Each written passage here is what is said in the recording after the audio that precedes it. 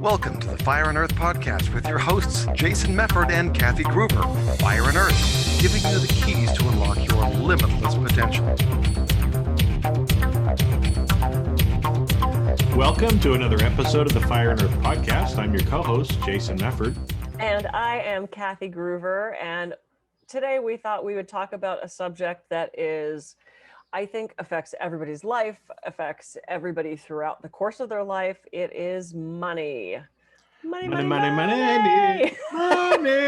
Hey, we both went to the same place. With a little cash register in the background. Well, yeah. it's either that one or the Pink Floyd bum, bum, bum, bum, bum, bum, bum, money. Is it the other It's money song? Yeah, I don't know the words to that one. So, anyway, we're not doing our musical episode, though we actually should do that at some point. But before we got on the air, we were talking about sort of the energy of money and how our perception of money and prosperity is shaped by how we're raised, by the messages that we got as a child, the messages that we got from whether it's employers or society at large about how you view people with money, how you view money, what you, quote, deserve in the universe. So we thought it'd be interesting to talk about that today. Yeah, because this is one of those things that, I know you and Kathy, we've talked about this. I've talked about it with a lot of other people as well, that most of us have some money issues, okay? Because there is an energy around money, but usually we get taught things growing up, right? Like, oh, we don't have money for that. Oh, look at those, nasty rich people. There's like both sides of it. Money is the root of all evil. There's all of these kind of negative things around money that we're taught and that we start to believe, right? Which is why, again, if you don't have a good relationship with money, you probably ain't got no money. Yeah, or not as much as you'd like.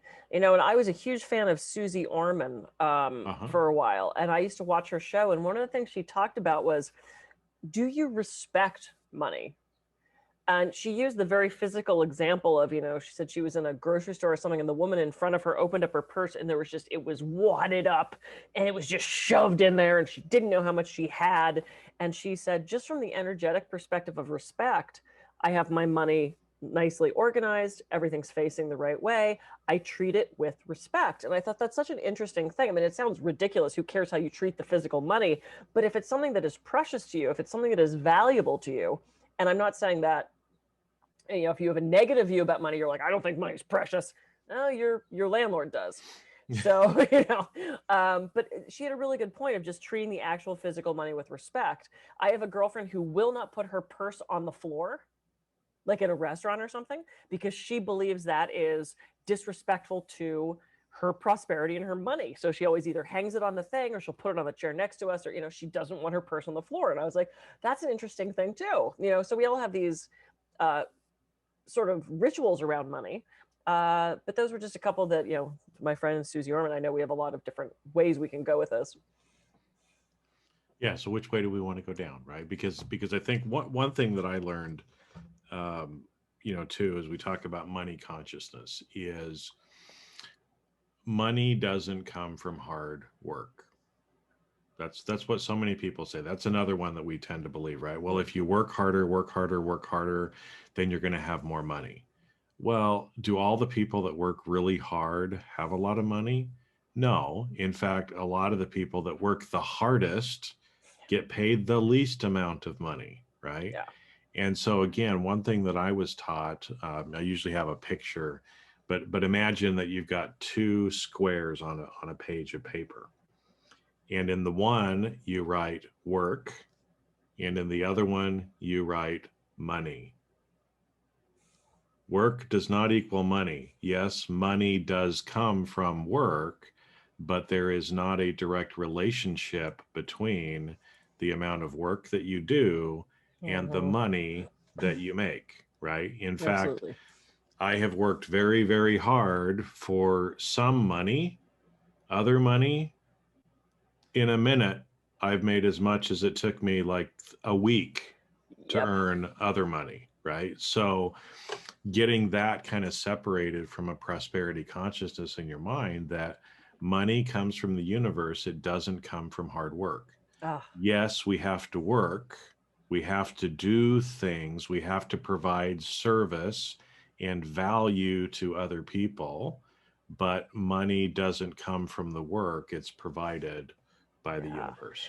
That's such a good point. It's so funny because when you said that, I kind of rebelled against it. I'm like, of course work leads to, but you have a good point. You know, the first keynote that I did that I got paid a full fee for, I remember sitting at breakfast that they provided for me, in the hotel that they provided for me, after I got off the airplane that they provided for me. Not the airplane, the airline did, but you know, they paid for it. They didn't like send a jet for me. I'm not quite that kind of speaker.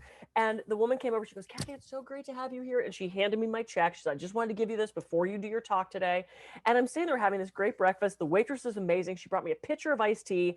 And I'm sitting there looking at this multi-$1,000 check to go do a 50-minute talk, which is my favorite thing in the world. I love it so much. And I looked at that and went, holy shit, they're paying me to do this. You know, so you're right. It wasn't, I didn't do 50 massages to make that amount of money. They paid me that to do this thing that I love. So I get what you're saying now. It took me a second to not. Yeah. Because that's why, again, it's so where one of the shifts that I've been making in my money consciousness and energy around it is I serve people and people pay me for me serving them. Yeah. There's not a direct one-to-one relationship. You know, it's like there's sometimes I might spend 5 hours helping somebody and earn a certain amount of money, or they pay me a certain amount of money, right? But my serving that person is helping energetically, to where there's other times that honestly, I don't do hardly anything. You know, like I said, it's like, oh, geez, there's money that I just found there. I didn't realize that somebody owed me for something that I, you know, didn't have to put in very much time for. And so it's, you know, focusing on the serving and doing what we can do, the money follows. Yeah. If you serve people, if you create expansion in people's lives, if you help people, then you will get paid. Yeah. And another thing kind of from that, right? Because again, most of the time we consider money icky, right? And we hate to go ask for it or do things like that. But there is a balance, and there must be a balance in the universe, right? So if I do something for you, then to balance that, you should do something for me, right? Same thing. If you do something for me, I do something for you. It doesn't always have to be money, but that just happens to be the medium of exchange in most of our countries, right? Yeah. So by you serving someone, you should receive some kind of offering from that person. It's, again, usually in our societies that comes in the form of money, right? Yeah.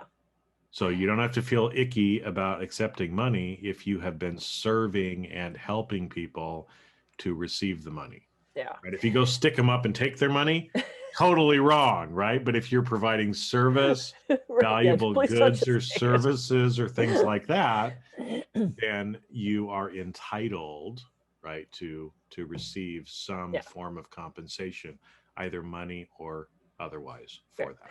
I agree with you. And where I see a huge sticking point on this is, first of all, a lot of us were raised that money is icky, or we don't have enough. We're raised in that place of lack, which I'll get to in a second. But because I came from the massage background, I see so many people who are healers who don't want to charge. They don't feel they should charge. They feel like this is a gift, and they're starving.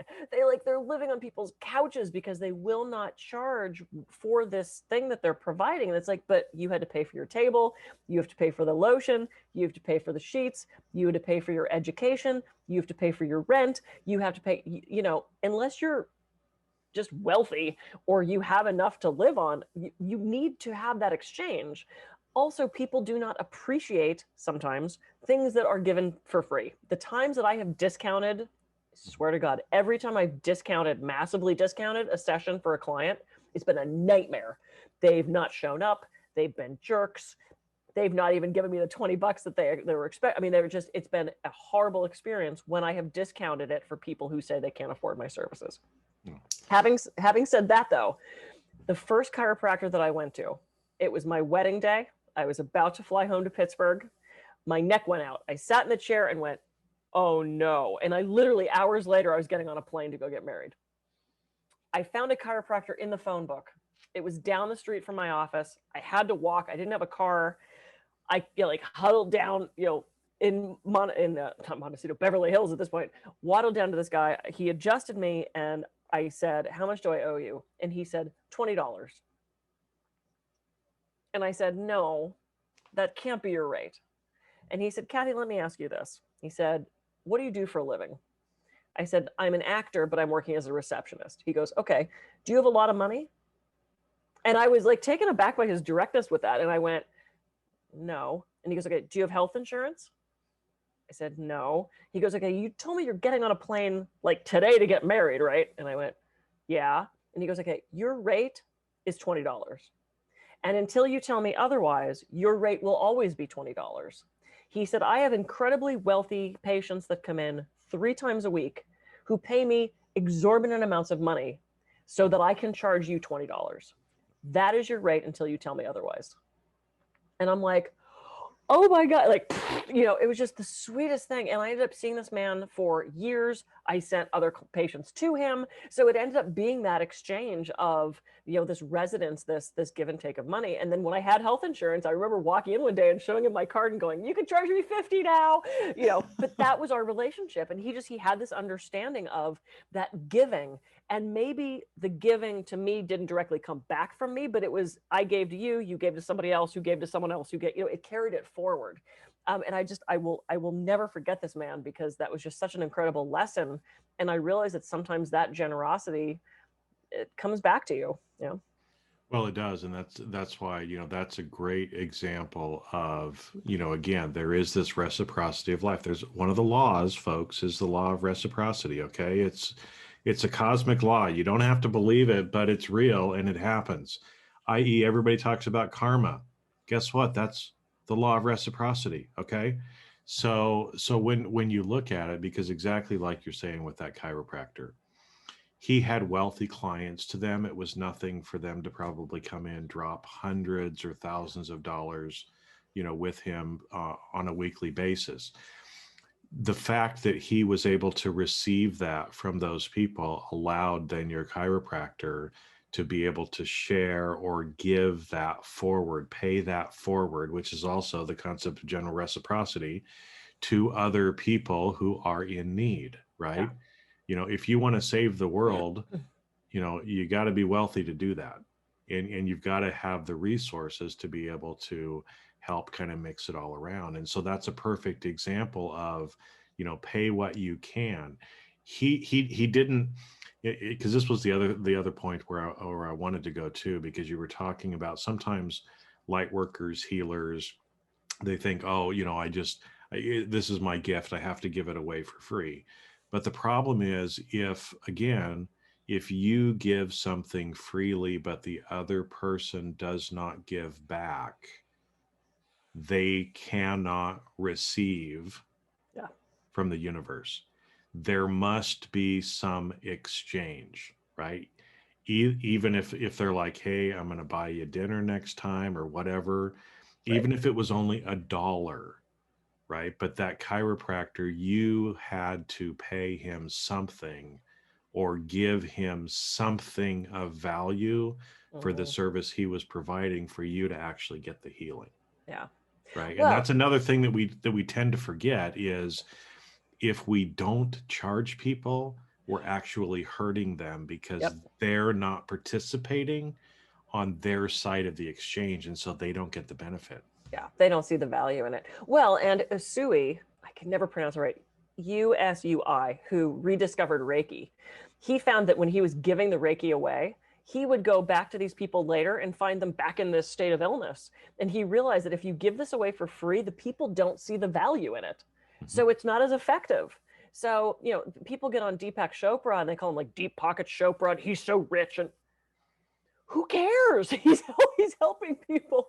He's not running a pyramid scheme. He's not running a Ponzi scheme. He's not stealing people's money. He is a teacher and a leader for so many people. I don't happen to resonate with him, but I don't resent the fact that he has a lot of money. Same thing with Eckhart Tolle. He's admitted, he's like, I love really fancy watches.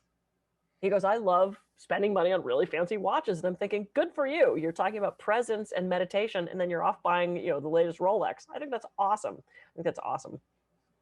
Well, and that kind of gets back into one of the other things is we're talking about the energy of money, right? Is that prosperity consciousness, you cannot be on the one hand, getting all into Eckhart, buying an expensive watch instead of doing something else and feel negative about how he chooses to share or roll his money forward, right? And if you're feeling negative about that, then of course, are you going to be in that situation to receive? Probably not. But let's take that as an example, right? Because sometimes people say, oh, the rich people, they're buying rich cars and spending all this money on houses or $5,000 handbags or whatever, right? Oh, that's a waste of money. That's not how you should be spending money. Well, let's stop and look at this, because again, it's a balance, it's a whole. Money is a flow in, a flow out, a flow in, a flow out. Do you think somebody built that rich person's house? My dad was in the construction industry. He was a general contractor. I worked for many years in the construction industry. I'm grateful for all of the people that want to build mansions because it helped put food on the table for me, right? As a kid, because my father was able to earn money from that. Now, and again, it becomes this big cycle, right? Even if you take something like the watch, somebody had to design the watch. They probably got paid to design it.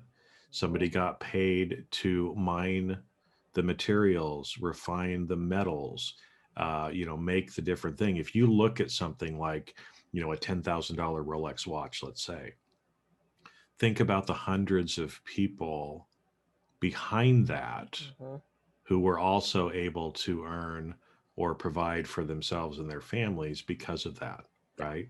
So again, it's a flow in, it's a flow out. And so if we're afraid to flow out and to pay people or give people what they're due for the services that they're providing for us, then we're not abundant. Right. And the money energy gets blocked.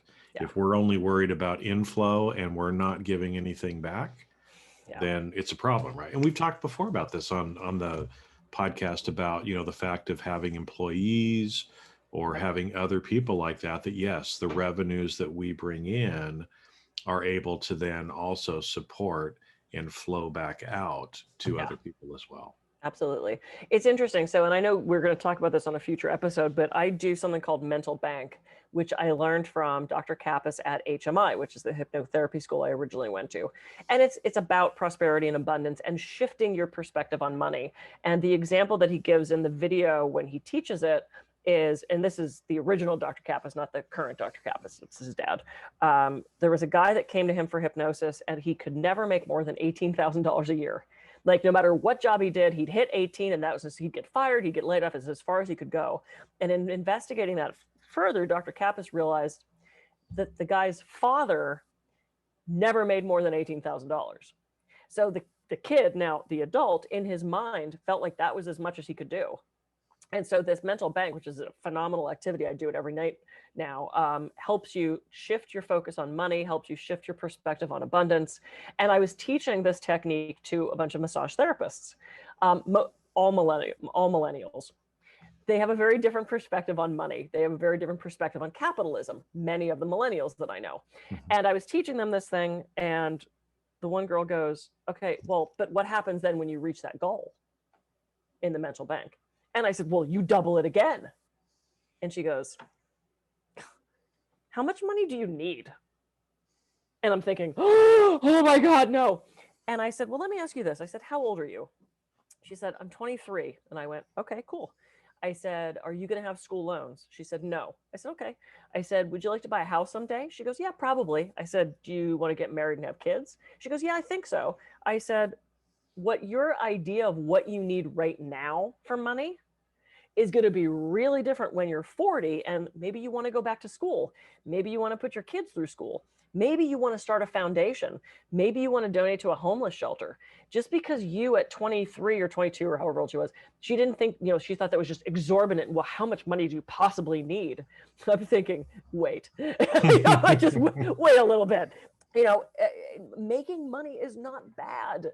Making money is not a bad thing. And that was even sort of drilled in my head. My dad kind of resented rich people. I had relatives who were very well off, but still continued to bitch and moan about how little money they had. And that drove my dad crazy because he's like, you have triple the amount I do. And you're complaining about not having enough money. You buy this big house, you go on these trips. How dare you complain about not having enough? And so I kind of grew up in that mentality of, he didn't want to be the bad guy. He didn't want to have to ask for money. So I grew up in this very sort of unhealthy space about what being rich meant. And I remember when I bought my first brand new car, I was so excited. Like, I'd always gotten used cars. I bought my first brand new car. I'd finished my PhD. That was my reward, right? And I called my dad on the way to the dealership and I'm like, oh my God, I'm going to pick up the car. He goes, what'd you get? I said, I got a Toyota RAV4. He goes, what year? And I said, this year. And he goes, you're getting a new car? And I said, yeah. And this was his response. Now, this was coming from his hangups, had no reflection on me. He goes, oh, must be nice to go out and buy a new car. I can't do that.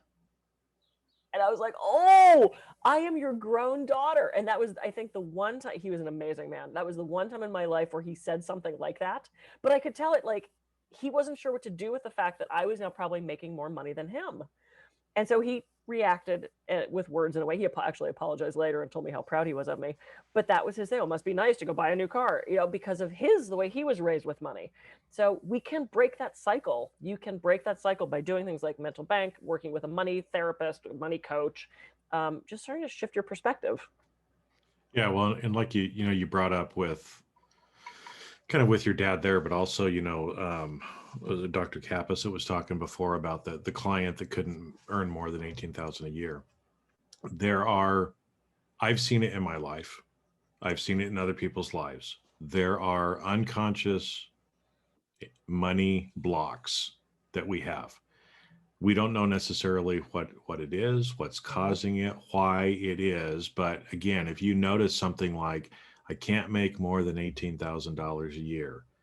And if you're not recognizing why, again, this is the time to probably reach out to somebody for some help, because there's something that is holding you back. And the fact that you don't know what it is means you can't help work through it as well, right? And so until you can actually identify, because and it's funny because there is kind of some of the synergy stuff that goes along with it. I remember one of the hardest years that I had financially a few years ago, I realized coming to the end of that year, that the year that I had that was probably the most financially struggling for me was the same age that my father was when he had his most challenging year financially. Wow. So there was some energy carryover from that. I didn't realize it till the end of the year, and then it's like, kind of thing. But that's why, again, doing things like the mental bank, talking to people. There are some really good people out there that actually do energy work related to this and helping you get through it. Again, this is one of those things where hypnosis, other things like that can usually dig down and kind of get into some of this stuff and just help you release what's been holding you back. And it's literally almost like the floodgate just opens up. It does. It really does. And I found this with affirmations too. If you are constantly saying things like, oh, I'm broke, I can't afford that, I don't have enough. Okay, first of all, is that true? Because I've had coaching clients say, I'm broke. And I'm like, really? Well, how are you paying me today? And they laugh. And I'm like, you own a home, you have a rental property. Do you have money in the bank? Yeah. Okay. Are you broke? No. But that's this blanket statement we say. So if you find yourself saying things like that, one, check and see if it's true, because it's probably not. If it is, it's a whole nother conversation, but it's probably not. And then shift that to, I am prosperous and abundant. Money flows freely to me. The universe loves numbers. So I remember when I was in Hollywood, I was affirming, I am a working actor. And then I went, oh, no, no, no, no, no, no, no. I know I'm already working. I need to be paid. Okay. I am a paid working actor. I'm a paid working actor. That was my affirmation. And I got my first paid job. It was like $40 a day for 10 hours of work. And I went, oh, I fucked that up. All right. I got to be more specific. Set a number. Say because when I do my goals every year, I set really specific numbers. This is what I want to weigh. This is how much I want to have in savings. I want to have zero in debt. This is how much money I want to make. These are how many keynotes I want to do. The universe loves numbers. And if you don't believe the number that you set, you can cheat. I love money. I love making money. I love making extra money so that I can enjoy myself. I love making extra money so I can help people around me. I love having extra money so I can have fun. I love having $1 million. Those are all great things, and they're all better things to say to yourself than I'm broke or I Yeah. can't afford that, right? Yeah. I mean, there's some certain terms like that. I can't afford that. No. Quit saying I can't afford it. You can afford anything you really want, right? If you choose not to buy it, right? That's different. But don't say I can't afford that. No, I choose not to buy that now. Or I choose not to buy that. It's not something that I want. Right. Instead of saying I can't afford it. As you were talking about your affirmations, especially as an actor, I remember the story about Jim Carrey. I don't know if you heard that one. Where he was here in LA for a little while, struggling. He drove his, beat up car up on, I think it was probably Mulholland Drive or somewhere up there. And he was looking out over the city and decided that he was going to get paid $10 million for a film. Now, again, as a struggling actor making $100 a day, it's like $10 million is a big leap, but did he end up doing it? Yes. Cause he wrote himself a check for $10 million, I believe, if I remember right, put it in his wallet and carried it around. He got paid more than $10 million for movies eventually, folks. Oh, you got one sitting there right there for you. Mm-hmm. Yeah. That's been sitting there since 2010. Yep. So, again, that's one of those, the universe does love numbers as well. And so, again, there's, and that's just a couple of examples, but I've heard hundreds and hundreds of these kind of examples of what people have been able to do.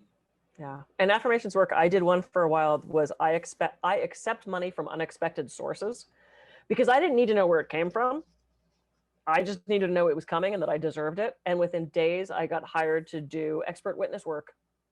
I didn't even know that was a thing. They were looking for a massage therapist. And I've worked with this company about a dozen times. I kept one guy out of jail. I have helped people get the compensation for horrible injuries. I've gotten horrible massage therapists out of the business. I protected other massage therapists who were wrongly accused of stuff. And I've made a really good living from, not a whole living, but it's like, that's been an amazing amount of extra money. After I did the affirmation, I accept money from unexpected sources. Literally within days of me starting that affirmation, that happened.